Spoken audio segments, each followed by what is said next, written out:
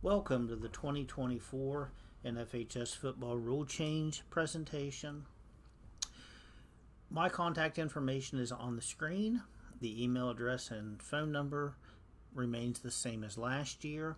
Please feel free to reach out to me by email, text message, or phone call with any football rules questions or mechanics questions you may have, and I will answer them back to you as quickly as possible. We only had one rule change nationally this year, and that involves the home team jersey. The jersey of the home team has to be the same dark color. We had a loophole in the rule to where last year a home team could have worn multicolored dark jerseys. I have never seen this, but it happened somewhere nationally, so we had to correct the rule to say that the dark colors must be the same. These two jerseys here are the same. They're a dark color that contrasts with white, making these legal home jerseys. These two jerseys are different color. Last year, this could have been worn by the same home team, but this year, with the new rule change, these jerseys would be illegal as they are not the same color. These jerseys are all multicolored, making these illegal home jerseys since they do not match. Editorial changes. Make note that on the signal chart, last year's signal 42 was used for both holding and illegal use of hands. This year's signal 42 will only be used for holding. Signal 43, the illegal block on the back signal, is now also the correct signal for an illegal use of hands penalty. Tooth and mouth protectors. Players are only allowed to have one tooth and mouth protector on their person during a down. We will talk more about this here in the future slides. Religious medals and medical alert bracelets are allowed to be worn. Religious medals have to be taped to the body and be worn under the uniform. Medical alert bracelets have to be taped to the body and can be visible and must be visible. Basic spots, Rule 10.4.2D, with the penalty enforcement code that we changed back in 2023. When the rule change for penalty enforcement was put into Rule 10, it was not put into Rule 10 correctly in black and white print. So the editorial committee has gone back in and corrected this to make the current rule that was changed in 2023 to match the rule change that was made last year. So for example, with holding, let's say you had holding 6 yards behind the line of scrimmage. 2 years ago, we would have penalized from the spot of the foul, and if the hold occurred 6 yards behind the line of scrimmage, that would have made that hold a 16-yard penalty after the mark-off. Last year with the rule change, we know that we went back to the previous spot and enforced that penalty 10 yards. So Rule 10, the rule book now matches up with the ruling. So officials make note of that when you're studying your rules. Everything in Rule 10 should now be printed correctly.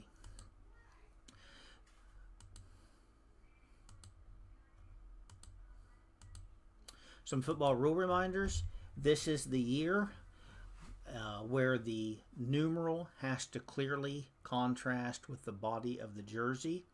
The body number has to be a continuous single color, and schools have had 5 years to prepare for this change. If you have any questions on the legality of a jersey, please send me a picture, reach out to me. I will then rule on it, and if I am unsure if it's a legal jersey or not, it will be forwarded to my boss nationally, and he will respond back to me with the correct reply. Towels must be a solid collar. They do not have to be the same color. However, towels are not allowed to have any writing on them. So make sure there's no writing, and it's just a single solid collar towel worn by the team. Intentional grounding, there's been no change made to intentional grounding, but just a reminder that for the ball to be thrown away legally, only the player who possesses the football following the snap is allowed to have this provision. He must throw the ball away back to the line of scrimmage, and at some point during the down, he had to be outside the lateral boundary of the free blocking zone, which is 4 yards either side of the football. The NFHS mark is now 2 marks. They are coming out with a new logo. This logo is mandatory to be on footballs for varsity play.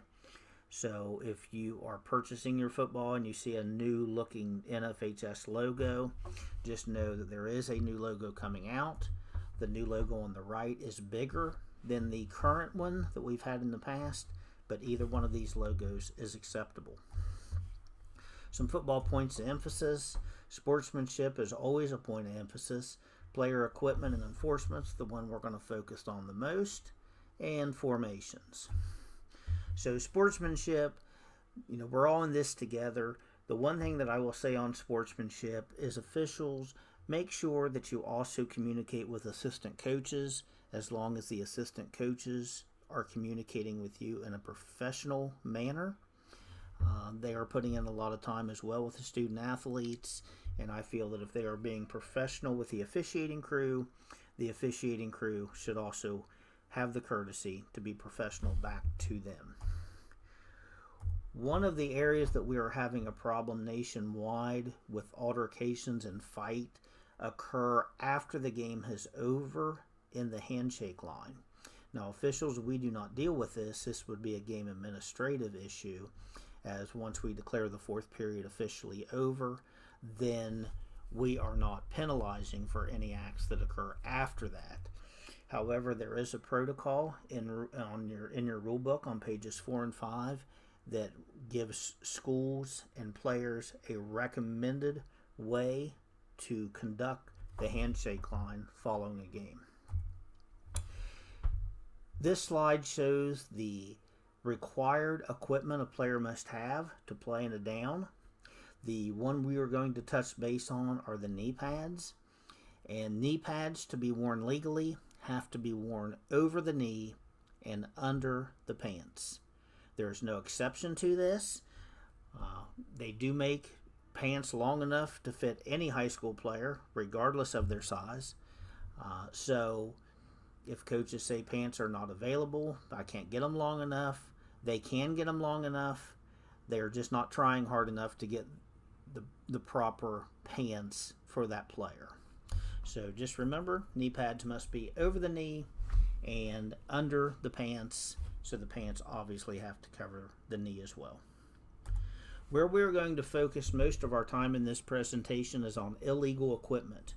We are having a major problem nationwide with illegal equipment being worn. Now, this is different than this previous slide, where if a player has the required equipment on his person, but he is not wearing it properly, this is never a penalty. We're just going to take an official's timeout and send the player out of the game until correction is made. So, for example, an example of that would be a player not having his mouthpiece in. He has a mouthpiece, but prior to the snap, he doesn't have it in his mouth. He has it, he's not wearing it correctly. This is just stop the game, send him out, no penalty, until correction is made, and he must be out for at least one down, or unless halftime would occur or overtime would occur, because we treat them the same as we would an injured player. Now, illegal equipment is stuff that a player is not allowed to wear. So, with this being said, we must educate players, coaches, parents, and even officials on what players are not allowed to wear during a football game. And one of the ways that we do this is we have to enforce a rule that we've had in place for over 40 years, maybe 60 years. We have to enforce the illegal equipment rule as written in the rule book. The NFHS wants officials to enforce this rule the way it is written. Now, I will say, in West Virginia, in the past, we have not enforced this rule correctly. We have dealt with the issue. If we see illegal equipment on the field, most officials will address it and say remove it, take it off, pull it down. But by doing so, they were not enforcing the rule as written. And the written rule is very harsh toward the head coach. Because if a player is found to have illegal equipment on his person, that is 15 yards unsportsmanlike on the head coach. So if an officiating crew sees 2 instances of illegal equipment on the same team, that coach is disqualified for that game, and he must also sit out the following week. So we are going to enforce this rule across West Virginia as written. So officials, if that means in week number 1 you have to throw out half the head coaches across the state, I don't want to be that person. I don't want to be that referee. But if we would do that just for 1 week, we are not going to have a problem the rest of the season, because I'm sure that head coach will not let it happen again. That's why the rule is written the way it is. It must be enforced. The National Federation of High Schools wants this rule enforced as written. So, what are some examples of illegal equipment? These are the ones that we see probably the most often, but it's not just limited to these. So, eye shields that are not 100% clear are illegal. For a player to wear an eye shield with tint, a few things have to happen. The school administrator of that school has to contact Wayne Ryan at the WVSSAC office. Wayne will then look in to the background of that student modifications in the classroom, modifications may be made in that student's everyday life. And if Wayne Ryan approves for a tinted eye shield to be worn, he will provide that school a signed letter by him on WVSSAC letterhead, and the head coach must present that letter to the officiating crew the night of the game. If that letter is not presented to the officiating crew, that player cannot participate with a tinted eye shield. A doctor's note does not give that player permission to wear a tinted eye shield.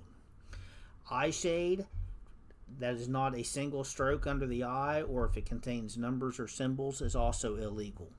For eye shade to be worn properly, it's got to be one single stroke under the eye. Doesn't have to be black. It could be pink during Breast Cancer Awareness Month in October, but for it to be worn properly, one single stroke under the eye, not across the bridge of the nose, not a cross on the face, not any type of numbers or symbols on the face. This is illegal in football. In baseball, in high school baseball, a player can wear a crucifix or a cross on his face with his eye shade. In baseball, it's legal. In football, it's not. The reason why is there's two different rules committees for the two different sports. Moisture absorbing sweatbands can only be worn on the wrist. They have to be worn within 3 inches of the wrist. They can't be worn on the calf. They can't be worn on the bicep. They can't be worn up on the forearm. So if you see this, last year, we would just have them remove it. This year, that is a 15-yard penalty on the head coach if the game is in progress. Double mouthpieces are illegal. Players are only allowed to have one mouthpiece per the previous slide. What we are starting to see is a player will have a mouthpiece in his mouth, and he will have one hanging off of his helmet. This is an adornment. Officials don't think he has a mouthpiece in. They see one hanging, they're going to stop the game and send him out. So double mouthpieces are illegal, and once again, 15 yards on the head coach if seen. Jewelry is illegal. Now, we've already talked about medical alert bracelets being allowed to be worn, and religious medals are allowed to be worn if taped to the body. So officials, the way we're going to handle this is, if you see a player and he has a chain around the back of his neck and you know he has a necklace on, if that's all you see, we're going to allow it. We're going to assume he's wearing a religious medal, and we're also going to assume it's taped to his body. We're not going to check that. So what will we be looking for? If we see that piece of jewelry come outside of his uniform to where whatever the pendant might be is visible. Now it is turned into illegal equipment, and once again, this is a 15-yard unsportsmanlike penalty on the head coach. Here are some examples. Here's the Armstrong band, rubber band type of device on the left arm, illegal. There's some on the player's right arm, illegal. There is the crosses on the high school baseball player's face last year. In baseball this spring and even next year, this is legal for a baseball player to do this. But in football, since it's not one single stroke under the eye, it includes a symbol, this is illegal equipment. There's also crosses on this player's face behind the face mask, this illegal equipment. The Binky mouthpiece has the handle, the plastic handle. This is a safety issue. This is illegal. This handle will snap off. If a coach has these, a player can just snap it off and then get rid of that handle, makes it now a legal mouthpiece. But with the swinging handle, it is illegal. Also, another one is the spinner, the fan spinner mouthpiece. Those are also deemed illegal due to a safety issue. Double mouthpieces, here we see the one with the green hanging off, and player number one also has one in his mouth before the play. This is an adornment. The green one hanging freely off the face mask needs to be removed after the penalty has been assessed, and this player must be removed for one down, the same as we treat an injured player. Here is an example of the necklace. You see the chain, but you also see the pendant outside of the uniform. This will now make this illegal, even if the player is wearing a cross. This is now illegal since it's outside his uniform, and this could be the difference between that coach being thrown out of that football game and being able to coach the following week. Obviously illegal equipment here, as we have a tinted eye shield and the Binky mouthpiece. This is a device that is now out there. This was brought to our attention toward the latter part of June. There are now clear eye shields out there that allow 100% light transmission. However, they have LED lights in them that light up. So this is now an adornment once the lights are turned on, making this eye shield illegal equipment. We get a lot of questions on the Oakley Prism visor. The Oakley Prism visor is illegal.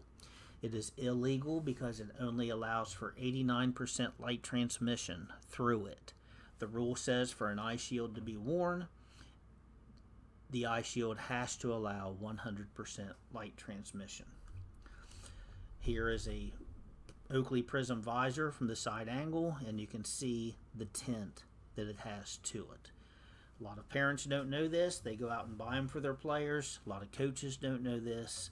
So we need to educate, try to do it during the practices and the scrimmages so it does not become an issue on game night. This is illegal eye shade. This is more like the teardrop down the cheek. Since it's not one single stroke under the eye, this eye shade is illegal equipment. This is the proper way to wear eye shade. Notice one single stroke under the eye. This is what we want to see if eye shade is worn, and this is the only way eye shade can be worn legally.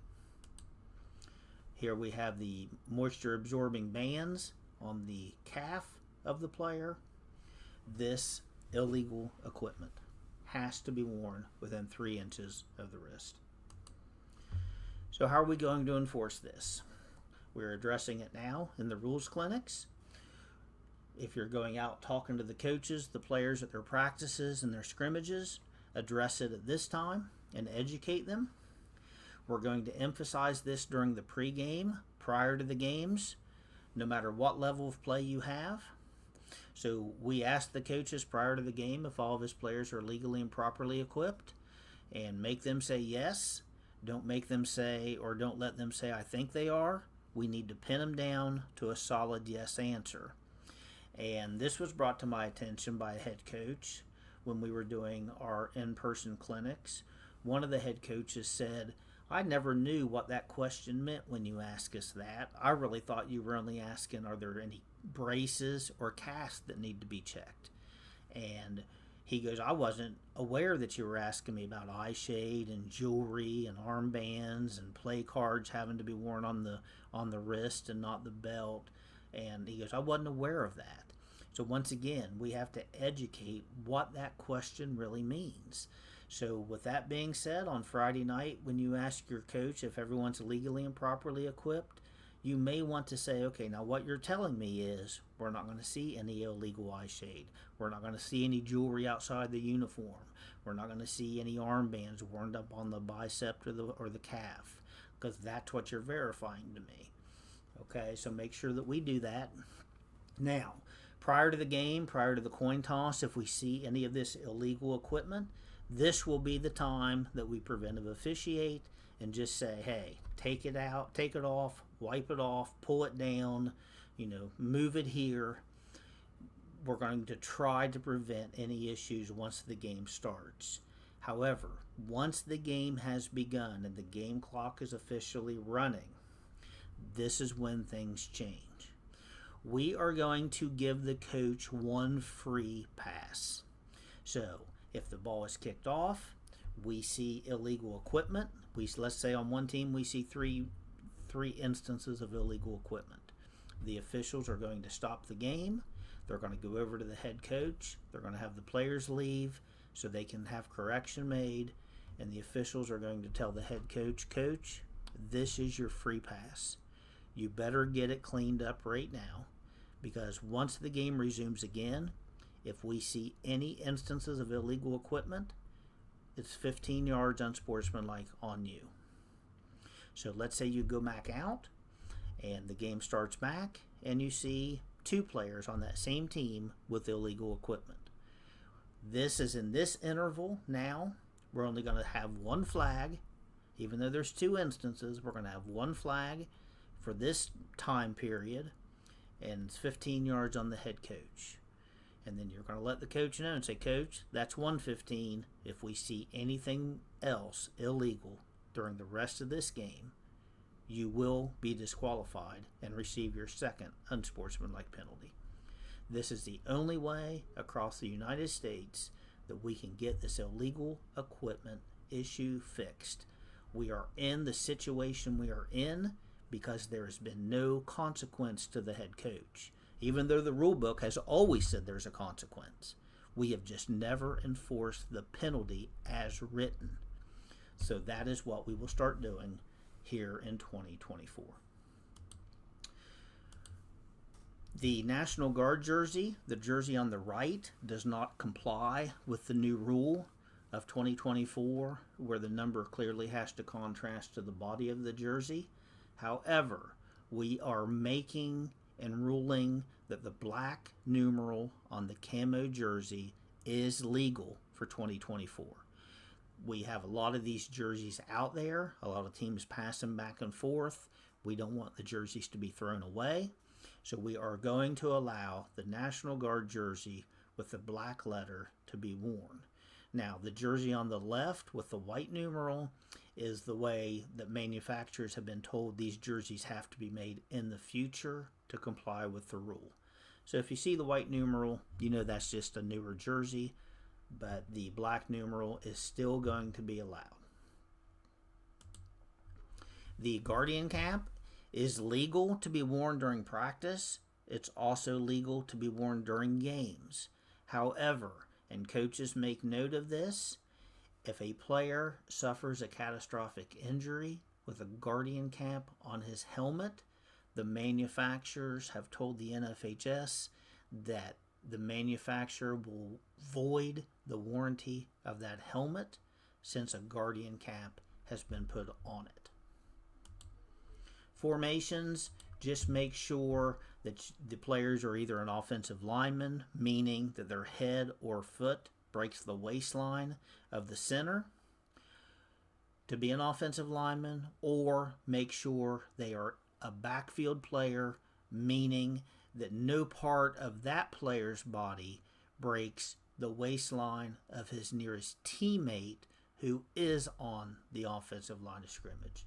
So try to get this stuff fixed during scrimmages and practices so we do not have to throw illegal formation penalties once the season begins. The game shortening procedure has changed, been added to. We still have the 35-point rule in the fourth quarter. No change has been made there. The addition we have made is now 42-point differential at halftime or in the third quarter. The game shortening procedure will begin. Now, remember, officials, at any part during the game, periods 1 through 4, both coaches, by agreement, can shorten the quarters at any time. However, the game shortening procedure running clock can never happen prior to the second half. You can never, ever do a running clock in the first half. So let's say at halftime, let's say in the second quarter, it's 52-0. And the coaches say, hey, can we knock this second quarter down to 3 minutes? If both coaches agree, the answer is yes. However, regular timing will be in effect. Now, once we get to halftime, since we're at 40, in the example I gave, we're at 42 points or greater. Instead of playing a 12-minute third quarter, the coaches might agree to play a 7-minute third quarter and still have the game shortening procedure in place. So if you have any questions regarding this edition, please feel free to reach out. Officials, make note of your classification point system. We have put more emphasis on local association meetings. Last year, if you went to 8 local association meetings, you received 20 points. This year, you will receive 30 points. And we have taken less emphasis on the number of games you work. So, for example, last year, if you worked 30 games, you got a maximum of 20 points toward your classification. This year, if you work 40 games, then you're only going to receive a maximum of 10 points toward your officials classification. Cancer Recognition Week, we started this last season. This year, we're going to honor it on October the 6th through October the 12th. During this 1 week only, players can wear a different colored whistle or a different colored lanyard of their choice to recognize the cancer of their choice. This is an individual by individual decision. This is not a crew decision. If anyone has an idea for a national rule change, please get it to the SSAC office or to me by early October. Give us time to review it, and if it's something that we feel is worthy of national consideration, we will forward it on to Indianapolis to be put on the agenda for the January meeting. I want to thank everybody for what they do. There's no game without coaches. There's no games without officials. So thank you for everything that you do for the game of football across the state of West Virginia. And I hope everybody has a great, wonderful, safe season. Thank you.